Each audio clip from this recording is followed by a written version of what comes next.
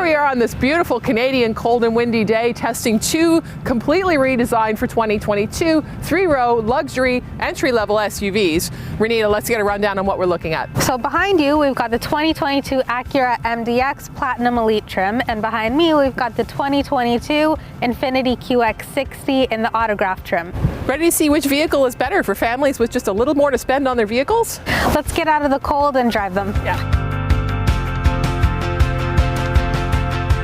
So Renita, the two vehicles that we're driving here are both top of the line for their models. This is the MDX Platinum Elite that I'm in here. You're driving the QX60 Autograph. Both land a little over $70,000 when you factor in fees and destination charges.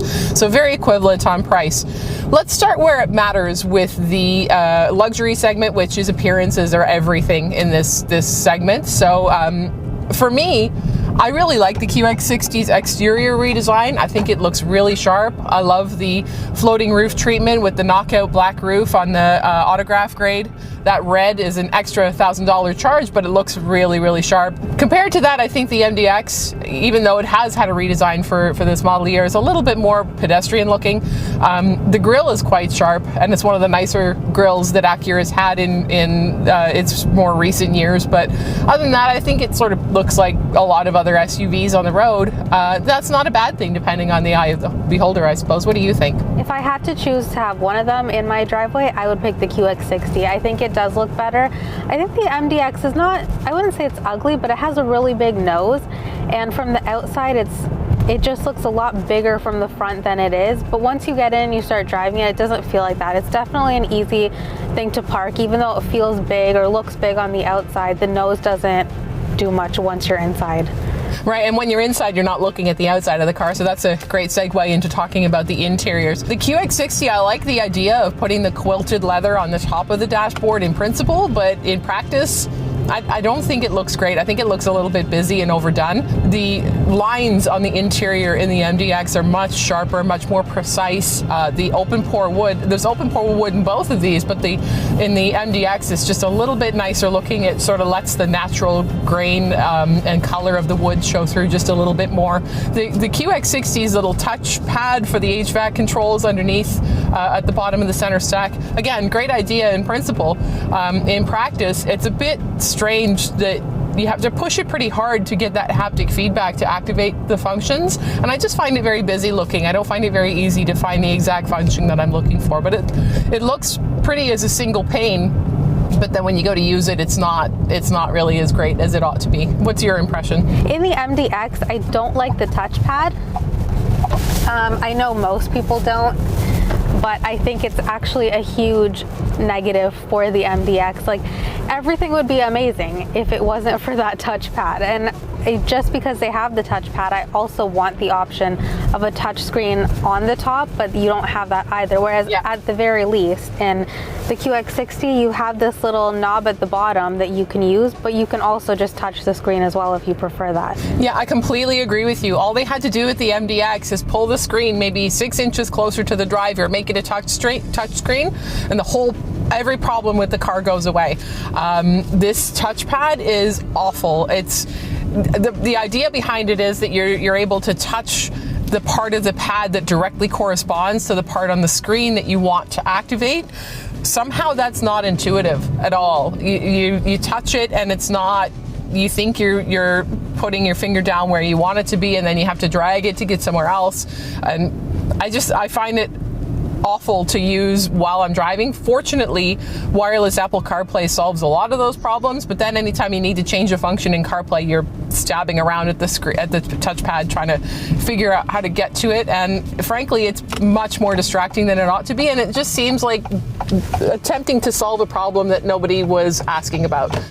So the powertrains in these are very similar, actually. Both have a naturally aspirated 3.5 liter V6, pretty close on power figures as well, only within a couple numbers of difference in horsepower and torque. The transmission in the QX60 is the most important upgrade in that car, powertrain-wise, from the previous generation, which had the same engine but a CVT. So it actually makes the QX60 a whole lot more drivable than it was in the past, and it helps to get the quite, you know, large vehicle and heavy vehicle that it is up to speed a lot better. Here in the MDX, the 10-speed automatic transmission, I find, does that maybe even slightly better. It really hustles through those lower gears and gives it not quite the low rev urgency that you get from a turbocharged engine, but it does get going better than a lot of vehicles of this size with an engine in this configuration. Both vehicles, of course, standard all-wheel drive in Canada, so nothing to differentiate there. I find both of these have a fair bit looser steering than I prefer. I think that seems to be what SUV drivers want. They want sort of very loose, very relaxed steering so that they've got a little bit of give if they need to, I don't know, turn around and yell at their kids or something. For me, I wish it was a little bit tighter. I think the A-spec model in the MDX solves that problem somewhat. Handling wise, I was surprised to learn that the MDX is actually very slightly longer than the QX60 because I don't find that they feel similar in handling. The QX60 feels a fair bit bigger, bulkier, a little bit heavier to get around. The MDX is surprisingly nimble for its size and configuration. There are adaptive dampers in the MDX, which are not present in the QX60, and that might be the thing that makes the difference. The QX60 looks a bit bigger and it feels bigger and it feels like it's going to be harder to park, but it's actually, they're pretty much the same in drivability and the way that they handle on the road. Both of these cars have a fully 12.3-inch digital instrument cluster.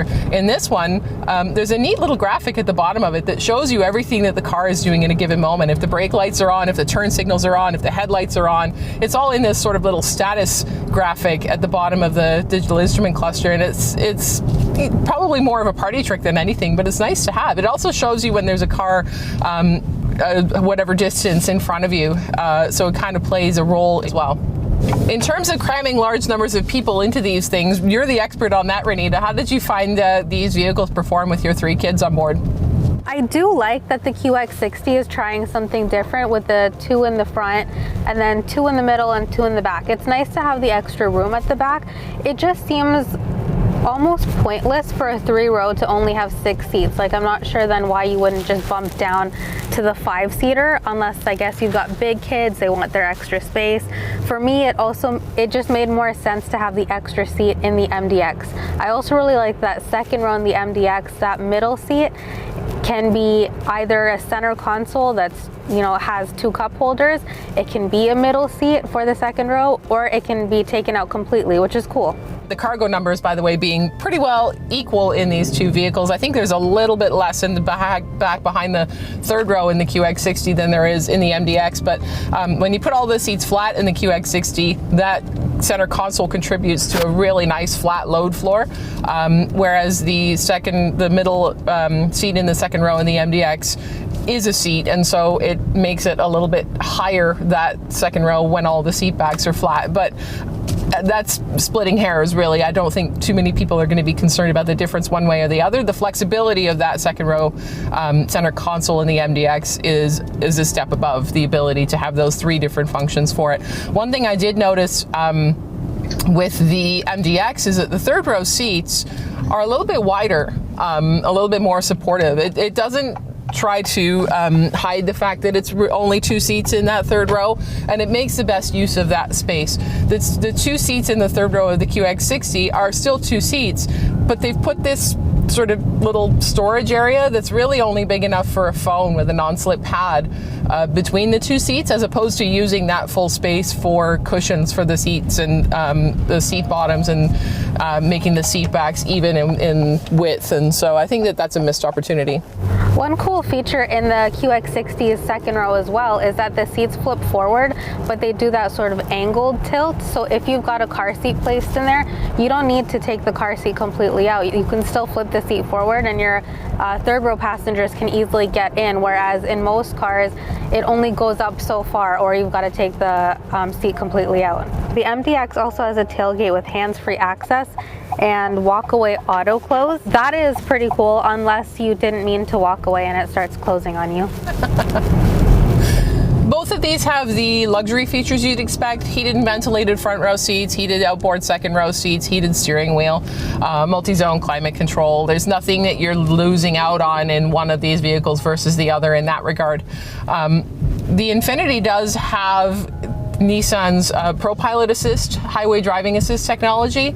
I don't happen to love it myself. Some people really do. It centers the vehicle in the lane and slows down for curves and uses the active cruise control to monitor, manage speed. You can actually have the car match the speed limit as it goes up and down if you want to. So it's a cool technology. I find it, I'm fighting against it a lot when I'm driving, so I don't tend to use it myself, but it's there for those who want it. This autograph trim also has massage seats. But I don't like them at all. It feels like they're punching you.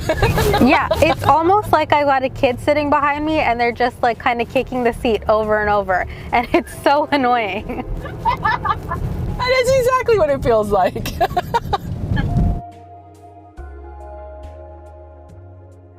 So, the verdict. I think for me, every single thing about the MDX is better in my opinion, except for that touchpad, which on its own makes me almost not want to recommend this vehicle, because I really think I would have a very hard time living with it. All they needed to do was make that top screen a touch screen and the vehicle would have been just about perfect. But as it stands, if you can live with that, for me, the MDX is the better choice. What do you think? I completely agree with you. The MDX gets my vote for this one too. The Infiniti QX60 was a smooth drive and it's got some cool family features, but at the end of the day, it's the MDX for me. The QX60 looks beautiful. It's a really nice redesign. The higher towing capacity than this. There are some people who are going to find it to be the better vehicle, but overall the MDX is the winner, I think, on this one. For Driving.ca, I'm Stephanie Walcraft. And I'm Renita Narain. If you want to be blown away by more SUV videos, reviews, and news, check out Driving.ca.